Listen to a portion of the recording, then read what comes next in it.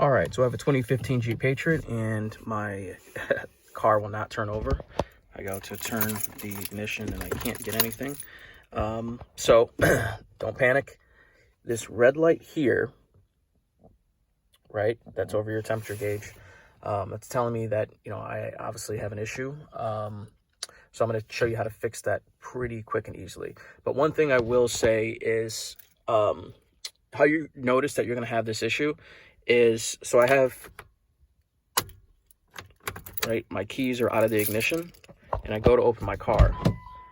And if you notice, I don't have any lights on or anything like that. That's kind of like the warning light if you left your light on, if you left your keys in the ignition. Obviously I have my keys. This is going to tell me that I'm going to run into this issue again. So that's how you can kind of catch it before, at least before it becomes a problem. But I just wanted to show you that. But real quickly, a quick way to fix it is, now I get out my Jeep owner's manual and I look at ignition off draw.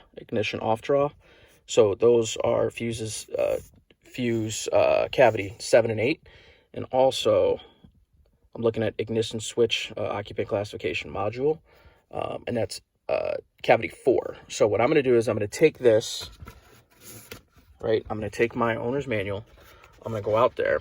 And the nice thing is on here, it shows you where those would be, right? So I see 4 and I see 7 and 8.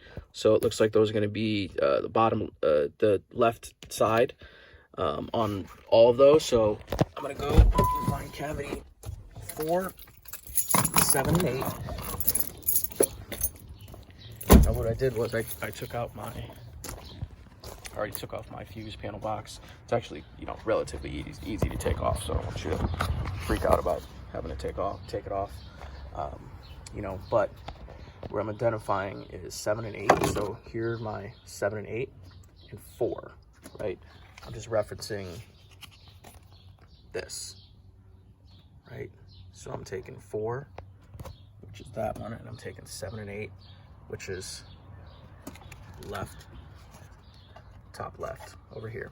So what I'm gonna do is I'm gonna take those fuses out for about 30 seconds. And once I take those fuses out for 30 seconds, I'm gonna pop them back in and we should be good to go. All right, so now that I have my fuses out, so I have this fuse, I'm just gonna leave it here. Now this fuse doesn't come out all the way. So you can just kind of pop it up. If you kind of look closer, you can tell it's kind of up a little bit. I'm just gonna push it back down when I'm ready. But again, I'm gonna give it about 30 seconds, and after 30 seconds to a minute, I'm gonna pop those back in and we should be good to go. All right. Notice I had my keys out the whole entire time. I'm not sure if you leave your keys in ignition, what that does differently, but go, you get it started, and that red light went off. Boom. We are good to go. So hopefully this video helped. Again, if you do see this, don't freak out. Just be calm, go through these steps. If it doesn't work the first time, possibly try these steps again. Again, I am not a mechanic, so I'm not, if this does not work, again, I'm just kind of going off of, what a buddy of mine showed me, but I was put in a situation. Hopefully, this helps a lot of people and you can save a lot of money that way. So thanks for watching, and see you guys next time.